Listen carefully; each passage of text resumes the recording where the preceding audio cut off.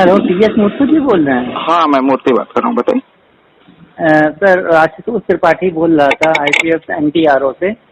Okay okay NTRO से, national technical research organisation, okay. RAW की third wing से। Sir, एक चीज से आपको, आप तो वैसे तो सीनियर हो सर, एक चीज पूछना चाहता हूँ। जैसे कोई चालान हो गया है ऑनलाइन, तो उसको कैंसिल क्या हो सकता है सर?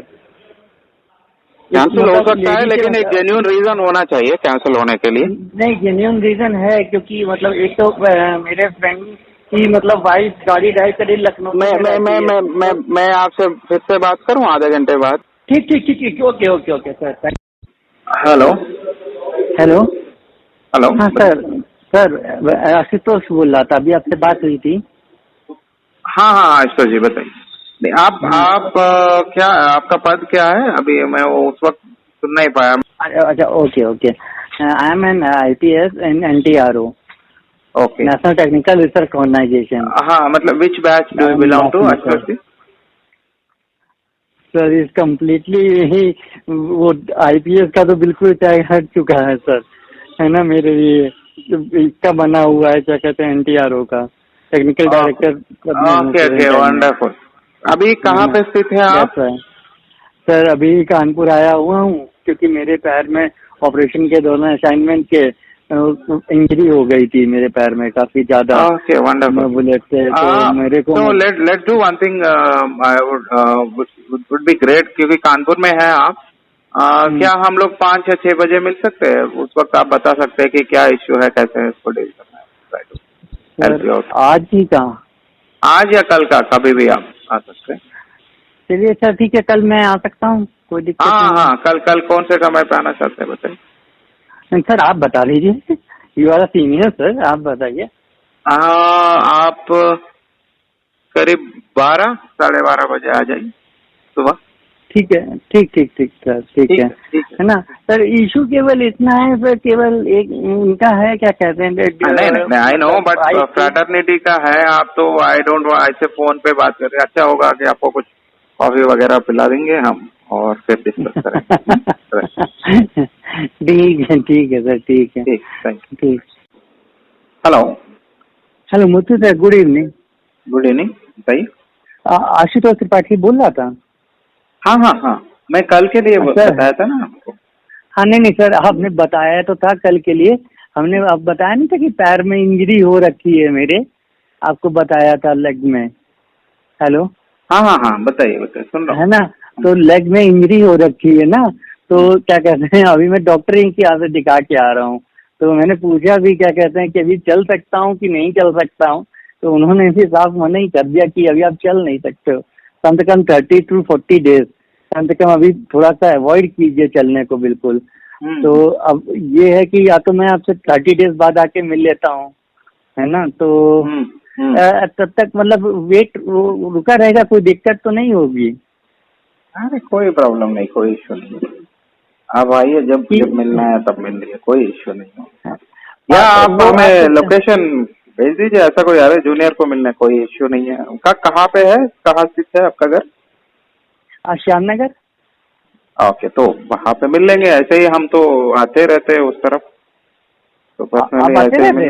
हाँ, मतलब ट्रैफिक में हूँ ना, तो नॉर्मली मैं देखते रहता हूँ कहीं पे कुछ जोन में या कुछ कहीं पे पार्किंग व्यवस्था देखने के लिए वैसे। अच्छा, आप ये नंबर क्या व्हाट्सएप में है क्या? हाँ, इसमें व्हाट्सएप। तो इसमें मैं अगर उनका वो चालान अगर जैसे डाल देता हूँ, तो एक बार नहीं, नॉर्मली उसका एक्चुअली वो होती है, उसका क्या बोलो, प्रोसेस होती है। पेशे में आके प्रार्थना पत्र देना होता है, उसी पे मैं कर दूंगा। That should not be an issue, कर लेंगे।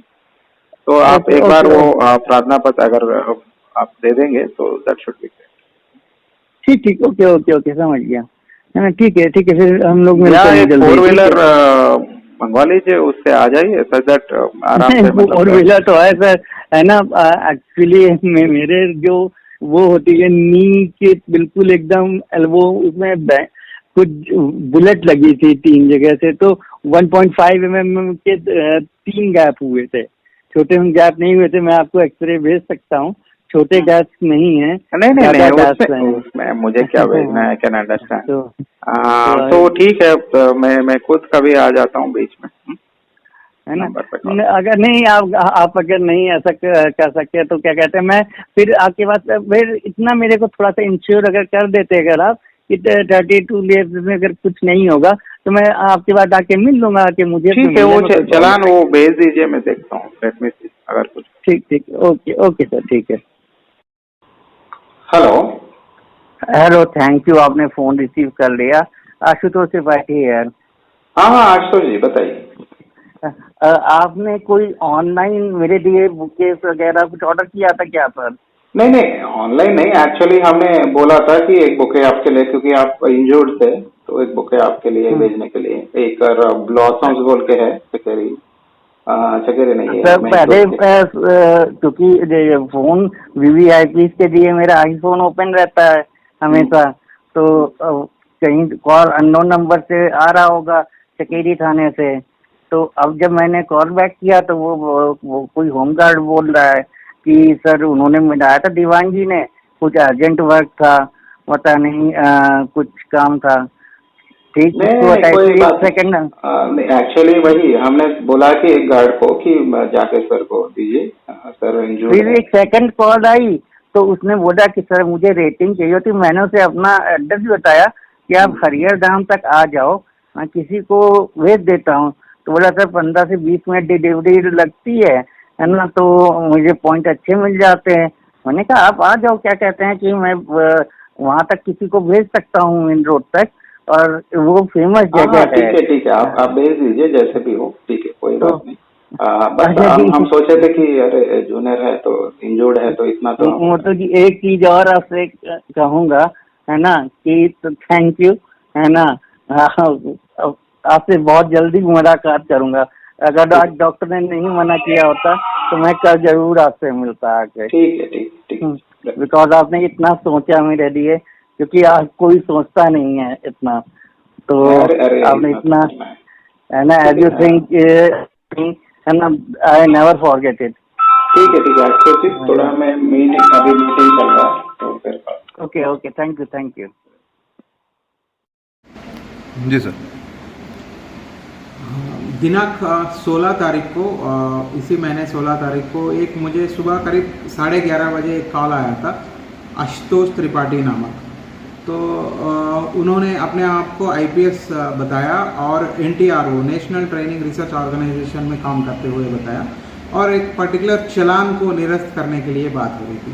तो पहले इन्होंने ये कहा कि निरस्त कर सकते हैं क्या या नहीं, तो हमने जेन्युइन रीज़न से निरस्त कर सकते हैं, अगर कुछ रीज़न होना चाहिए, हमने ये कहा था। फिर उसके बाद उन्होंने एनटीआर, मैंने उनके बैच पूछा था तो वो सही जवाब नहीं दे पाया और घूम फिरा के बात कर रहा था कि मैं एनटीआर को मैं ऑब्जर्व हो गया हूँ, अभी आईपीएस का वो बैच नहीं रहा, वगैरह वगैरह कह रहे थे।